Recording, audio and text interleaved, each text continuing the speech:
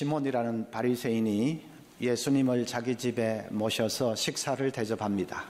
그 소식을 듣고 사람들이 그 집에 많이 모여들었습니다. 그 당시는 랍비가 어느 집에 머무르고 있다 하면 랍비를 만나보려고 사람들이 모여드는 풍습이 있었습니다.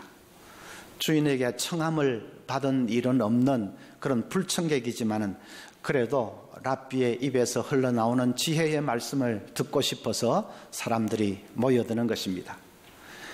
지금 이 시몬의 집에도 사람들이 많이 모였을 것입니다. 그 중에 한 여자가 있었습니다. 그 여자가 예수님 앞으로 갑자기 다가오더니 눈물을 쏟는 것이 아니겠습니까? 그리고 눈물로 예수님의 발을 적시면서 자기 머리털로 예수님의 발을 닦고 예수님 발에 입 맞추고 그리고 옥합을 깨트려서 향유를 발에 붓습니다. 여인의 돌발적인 행동에 사람들이 눈이 둥그레졌습니다. 유대인들은 자기 집에 귀한 손님이 오면 그 손님을 사랑하고 존경하는 표시로 세 가지를 꼭 합니다. 주인이 손님의 어깨에 손을 얹고 평화를 기원하면서 뺨에 입을 맞춥니다. 그리고 손님의 발을 씻겨줍니다. 샌들을 신고 다녀서 발이 쉽게 더러워지기 때문에 발을 씻어주고 그리고 피로 회복을 위해서 그 위에다가 시원한 물을 부어줍니다. 그리고 손님의 머리에 장미향 몇 방울을 떨어뜨려 줍니다. 시몬은 그 중에 하나도 하지 않았습니다. 그가 예수님을 좋은 뜻으로 청한 것이 아니고 이 예수가 어떤 사람인지 한번 시험해 보기 위해서 초청했기 때문입니다. 시몬이 하지 않은 일을 그 여인이 다 하고 있습니다. 여러분, 이 여인을 한번 상상을 해 보십시오. 얼마나 주님의 은혜가 감사했으면, 얼마나 그 은혜가 가슴에 사무쳤으면 그 예수님 발밑에 엎드려서 줄줄이 눈물을 쏟겠습니까? 그런데 그것이 신앙생활 하는 것입니다. 신앙생활은 그렇게 하는 것입니다. 오늘 이 여인은 우리가 신앙생활 한다는 것이 뭔지, 예수님 모시고 산다는 것이 뭔지 그것을 마치 한 폭의 그림처럼 아름답게 우리 앞에 보여주고 있습니다. 이 여자가 보여주는 신앙생활에 꼭 필요한 요소 세 가지가 뭔지 오늘은 그것을 살펴보려고 합니다. 첫째는 눈물입니다. 37절에 그 동네에 죄를 지은 한 여자가 있어 했습니다. 그 당시에 어떤 여성을 가리켜서 죄를 지었다, 죄인이다 하면 그것은 대개 행실이 부정한 여인을 가리켜서 하는 말입니다. 그러니까 이 여자도 온 동네가 알도록 행실이 몹시 부정한 그런 여자였을 것입니다. 그런데 그런 여자가 이제 불청객으로 이 집에 와서 예수님 말씀을 듣다가 그냥 깨어진 것입니다. 자기 같은 더러운 죄인도 하나님이 용서해 주시고 하나님이 사랑해 주신다는 것을 깨달은 것입니다. 너무나 그 은혜가 가슴에 사무쳐서 주님 발밑에서 줄줄이 눈물을 쏟는 것이죠. 그런데 시몬은 여자가 왜 그렇게 하는지 이해할 수가 없습니다. 무엇보다 그런 여자의 돌출적인 행동을 가만히 보고 있는 예수님을 더 이해할 수가 없어서 마음이 언짢아졌습니다. 시몬의 그런 마음을 아시고 예수님께서 한 가지 비유를 드십니다. 어떤 채권자에게 빚을 진 두 사람이 있는데 한 사람은 500데나리온 빚 졌고 한 사람은 50데나리온 빚을 졌다. 그런데 둘 다 빚을 갚을 능력이 없는 것을 알고는 채권자가 그 둘 다를 다 탕감을 해 주었다. 그러면 누가 더 감사하겠느냐? 시몬이 그야 많이 탕감을 받은 사람이겠지요. 예수님께서 그래, 네 말이 맞다.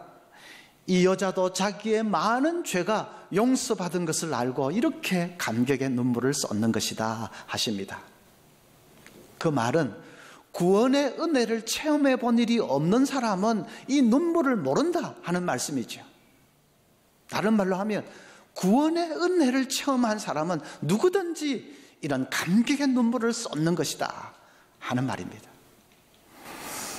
제가 지방에서 목회할 때에 한 번은 어떤 집사님 댁에 신방을 갔습니다. 예배를 드리려고 하는데 저 아래채에 새들어 있는 분도 교인인데 목사님 같이 예배 드리면 안 되겠습니까? 하십니다.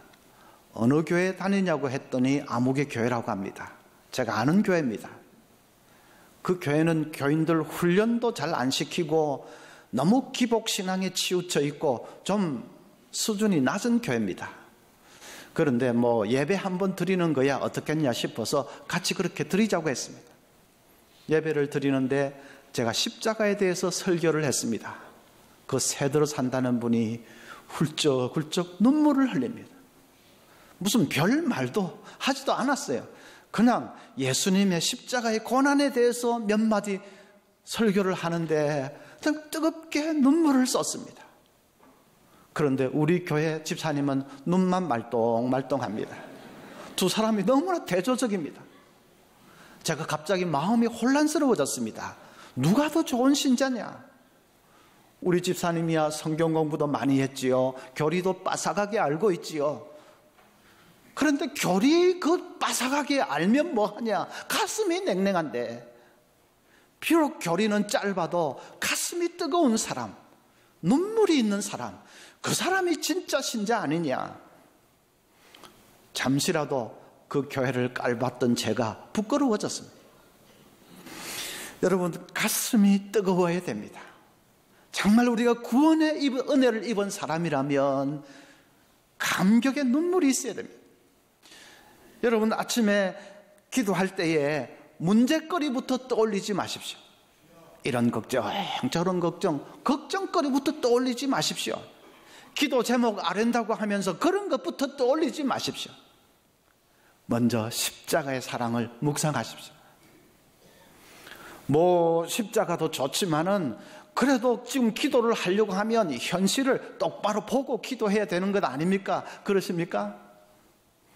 걱정거리 바라보고 있는 그것이 현실을 바로 보는 것이 아닙니다. 나를 둘러싸고 있는 온갖 문제거리 바라보면서 주저앉아서 한숨 쉬고 있는 것이 그것이 지금 현실을 똑바로 보고 있는 것이 아닙니다. 하나님의 크신 사랑을 바라보는 것이 그 현실을 바로 보는 것입니다. 십자가의 사랑보다도 더 생생한 현실이 어디 있습니까? 그것보다 더 분명한 현실이 어디 있습니까? 그래서 십자가의 사랑을 묵상하면서 그 십자가를 바라보는 것입니다. 그러면 어느덧 마음이 뜨거워집니다. 눈물이 납니다.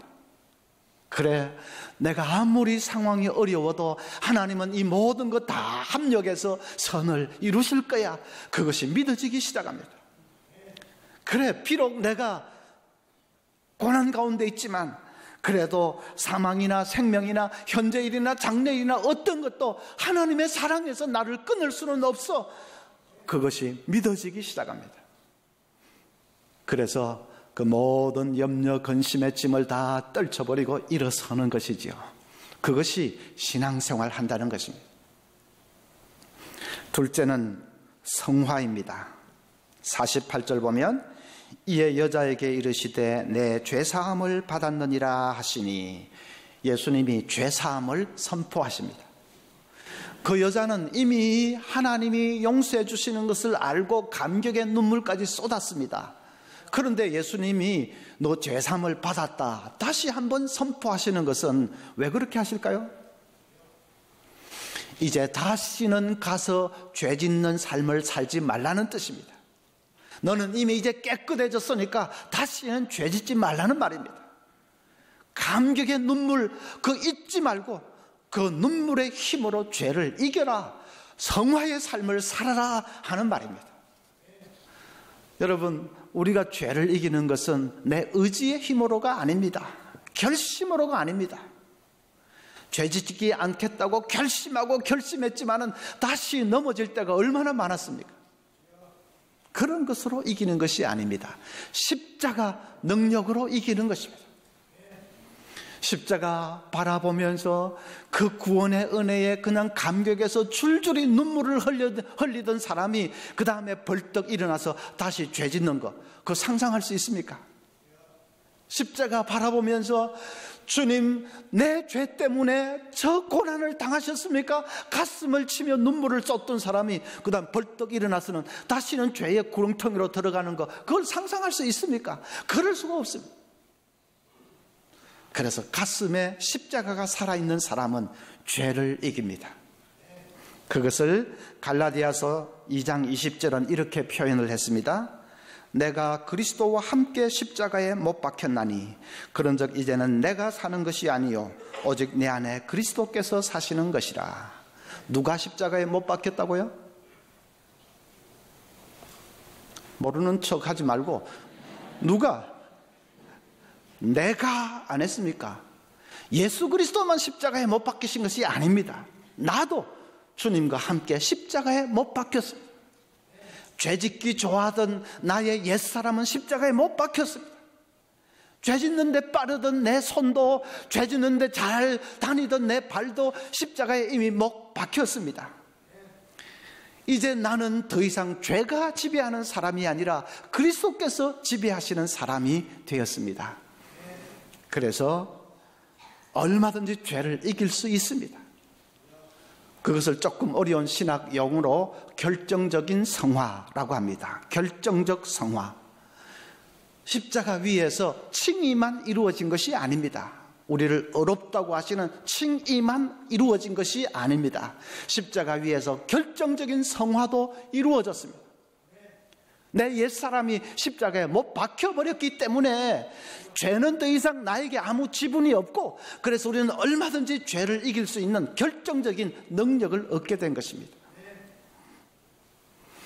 여러분, 십자가 붙들고 죄를 이기시기 바랍니다. 결정적인 성화를 힘입어서 내일의 성화를 이루시기를 바랍니다. KTF 부사장을 역임한 조소환 씨는 한쪽 팔이 없는 장애인입니다. 29살 때 육군 소위로 임관을 했는데 임관하던 해에 수류탄 사고로 오른쪽 팔을 잃었습니다. 여자친구가 있었는데 병문안으로 온 여자친구에게 30분을 머뭇거리다가 정말 어렵게 입을 열었습니다. 아직도 나 사랑해? 여자친구는 말은 안 하고 고개를 끄덕끄덕합니다. 조성환 씨가 정말 날아갈 듯이 기뻤다고 합니다. 여자친구가 병원 근처에 숙소를 얻고는 아침 저녁으로 식사를 챙겨주고 지극정성으로 간호를 합니다. 하루는 그 여자친구의 아버지가 병실에 들이닥쳤습니다. 다짜고짜 딸의 손을 잡아 끌면서 집으로 가자고 합니다. 딸이 싫다고 하니까 아버지가 노발대발 해가지고 너 저놈 여편네로 살래? 내 딸로 살래? 그렇게 윽박지릅니다. 그 딸이 침착하게 아버지에게 이렇게 되묻습니다. 아빠, 절대로 그런 일은 없겠지만요, 그런데 사람이 살다 보면 어떤 일이라도 당할 수 있는 것 아닙니까? 만약에 아빠가 사고로 한쪽 팔을 잃는다면 엄마가 아빠에게 어떻게 해주기를 원하세요? 한쪽 팔 없는 남자하고는 살 수 없다고 그냥 집을 나가서 재혼하기를 원하세요?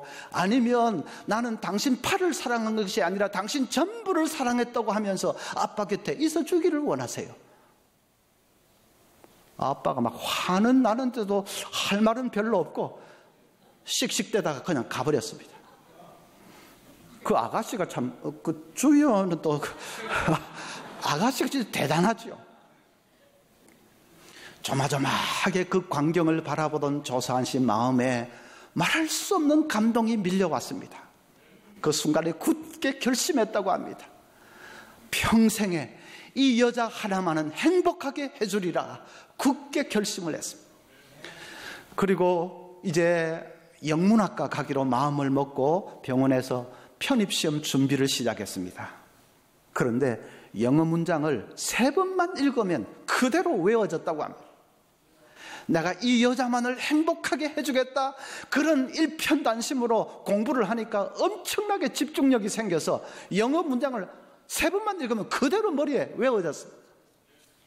처음에 입사한 회사가 애경이라는 회사인데 거기서 그냥 속속 이 아이디어를, 자기 아이디어를 히트를 쳤습니다. 하나로 샴푸를 위시해서 많은 상품들을 히트를 쳤습니다. KTF로 옮겨서도 그냥 자기가 내는 아이디어마다 대히트를 쳤습니다. 그러니까 승승장구해서 젊은 나이에 부사장까지 됐습니다. 내 아내만을 행복하게 해주겠다 하니까 아이디어도 그냥 팍팍 떠오르고 영감이 떠오르고, 그리고 그냥 그 하는 것마다 성공하는 것입니다. 사랑의 힘이 얼마나 큽니까? 무엇보다도 그 사람은 얼마나 행복했을까?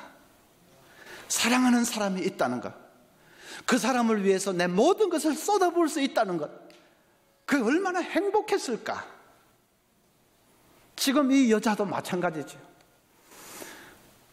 주님을 너무너무 사랑하기 때문에 자기 머리털 풀어서 발을 닦고 또 닦고 입을 맞추고 또 맞추고 향유를 붓고 또 붓고, 그렇게 드려도 아깝지가 않습니다.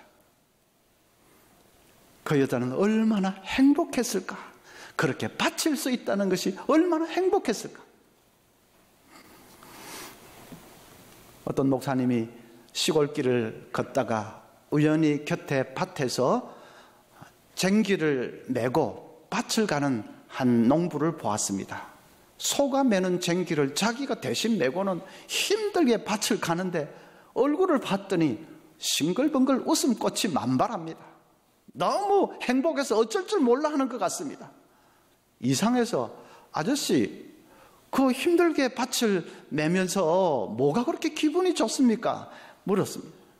농부가 이거요, 저희 교회에서 예배당을 새로 짓는데 제가 소를 팔아서 바쳤거든요. 그래서 대신 제가 쟁기를 매야 되는데 기분은 좋습니다. 그 행복은 하나님 아버지를 사랑해 본 일이 없는 사람은 알지 못합니다. 그 즐거움은 알 수가 없습니다. 여러분, 우리가 헌금을 왜 합니까? 집사 체면에 하십니까? 의무감에서 하십니까? 목사 먹여 살리기 위해서 하는 것입니까? 무슨 선교사 생활비 되기 위해서 우리가 헌금합니까? 모든 헌금은 하나님께 바치는 것입니다. 그리고 하나님을 사랑하기 때문에 바치는 것이죠. 바치면 바칠수록 행복하기 때문에 바치는 것입니다. 마가복음 12장 보면 찢어지게 가난한 과부가 헌금함에 동전 몇 푼을 넣는 것을 예수님이 보셨습니다. 그 동전 몇 푼은 그 여자에게는 생활비 전부와도 같은데 그걸 넣는 것을 예수님이 보셨습니다. 예수님이 뭐라고 하셨는지 마가복음 12장 48절 보면 예수께서 제자들을 불러다가 이르시되 내가 진실로 너희에게 이르노니 이 가난한 과부는 헌금함에 넣는 모든 사람보다 많이 넣었도다. 예수님이 왜 그 과부를 말리지 않았을까요?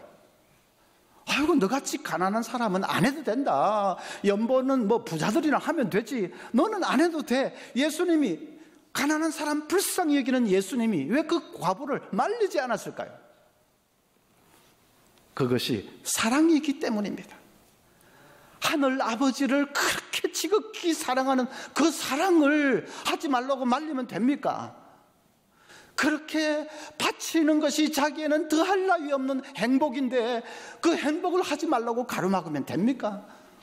그래서 예수님이 칭찬하시는 것이죠. 저는 10년 목회하면서 헌금에 대한 설교는 거의 안 했습니다. 여러분 아시듯이 거의 한두 번 할까 말까 거의 안 했습니다. 앞으로는 종종 하려고 생각합니다. 제가 헌금 설교하더라도 이상하게 생각하지 마십시오. 목사가 헷가닥 했나, 왜 안 하던 돈 얘기 자꾸 하나, 그러지 마십시오. 그것이 하나님을 사랑하는 길이기 때문입니다. 그렇게 바칠수록 더 행복해지기 때문에 종종 할 것입니다. 하나님 사랑을 더 뜨겁게 우리가 느낄 수 있는 방법이 하나 있습니다. 찬송하는 것입니다.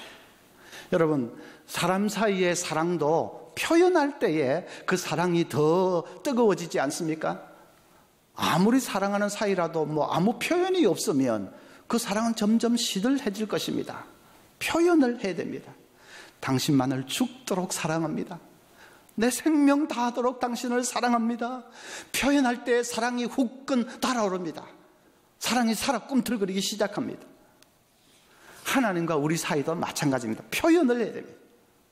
사랑을 표현하는 것이 바로 찬송입니다. 찬송. 그래서 찬송할 때에 하나님의 사랑이 더 강렬하게 느껴집니다. 말씀 읽을 때는 시큰둥하던 사람이 찬송 부르는데 그냥 눈에서 눈물이 핑 돌고, 그런 거 여러분 자주 경험하지 않습니까? 그래서 자주 찬송하셔야 됩니다. 제 친구 목사님은 몇 년 전에 그냥 탈진이 되어버렸습니다. 목회에 대한 중압감이 점점 쌓이다가 결국은 그냥 탈진이 되어버렸습니다. 밤에 통 잠을 자지를 못하고 온몸에 기력이 하나도 없습니다.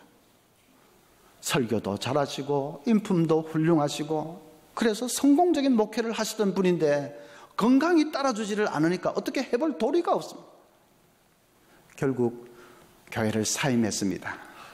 그리고 서울 근교에 조그마한 집을 얻어서 사모님하고 둘이서 이제 요양을 하면서 지냅니다. 처음에는 스트레스에서 해방되니까 정말 살 것 같더랍니다. 그런데 세월이 지나면서 자신이 점점 비참해졌습니다. 이렇게 폐인이 되어서 인생을 끝내는가 생각하니까 너무 허무하고 비참해졌습니다. 그런 목사님을 사모님이 기분 전환이라도 할 겸 늘 밖으로 끌어내어서 동네 뒤에 있는 그 뒷산을 오릅니다. 그런데 이 뒷산을 오를 때 사모님은 늘 찬송가 가사를 적어와서 찬송을 부릅니다. 목사님이 처음에는 그것도 싫더랍니다.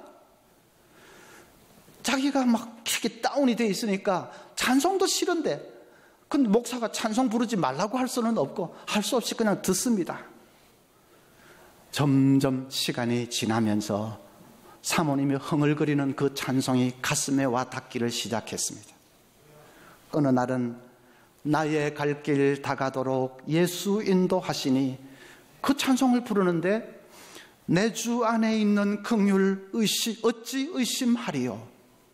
그 구절이 가슴을 쳤습니다. 내 주 안에 있는 긍휼 어찌 의심하리요. 그 구절이 가슴을 쳤습니다. 그래, 세상 모든 것은 의심해도 주님의 긍휼만은 의심할 수 없지. 나는 실패자지만은 주님의 긍휼은 변함이 없어. 그 확신이 드는 것입니다. 내가 어떤 비참한 모습으로 있더라도 주님은 긍휼의 손으로 나를 붙들어 주실 거야. 그 확신이 드는 것입니다. 목사님이 일어섰습니다. 주님의 긍휼의 손을 붙들고 일어섰습니다. 거짓말처럼 건강이 되살아났습니다. 한 몇 년 전 일인데 지금은 얼굴이 얼마나 좋은지 모릅니다. 지방의 한 중견 교회를 맡아서 행복한 목회를 하고 있습니다. 얼마 전에도 만났는데 자기 생애에 아마 지금처럼 행복한 적이 없다. 서울의 큰 교회 다 그만두고 지방에 내려가서 지금처럼 행복한 적이 없다. 찬송이 한 사람을 살렸습니다. 여러분, 오늘 추수감사주일인데 여러분 찬송을 회복할 수 있기를 바랍니다. 입술에 찬미의 제사가 풍성하게 넘쳐날 수 있기를 바랍니다. 찬송이 시리와 좌절에 빠져있는 사람을 살려낼 수 있습니다. 우리를 얽매고 있는 온갖 결박들을 찬송이 깨트려 버릴 수 있습니다. 찬송을 많이 하십시오. 자, 오늘 신앙생활이란 뭔가 말씀드렸습니다. 구원의 은혜에 감격하는 것이다. 눈물이 있는 것이다. 그 눈물로 온갖 근심, 염려 다 이겨버리는 생활이다. 그리고 십자가 붙들고 죄를 이기는 생활, 결정적인 성화를 힘입어서 매일의 성화를 이루어가는 생활이고, 그리고 주님 뜨겁게 사랑하는 생활이라고 했습니다. 바치면 바칠수록 더 행복해지는 것을 늘 누리면서 사는 생활이다. 찬송 부르면서 더 주님 뜨겁게 사랑하고 주님 앞으로 나아가는 삶입니다. 진정한 신앙생활 우리 모두가 회복해서 이제 예수님의 제자로 능력 있는 삶을 살아갈 수 있기를 바랍니다.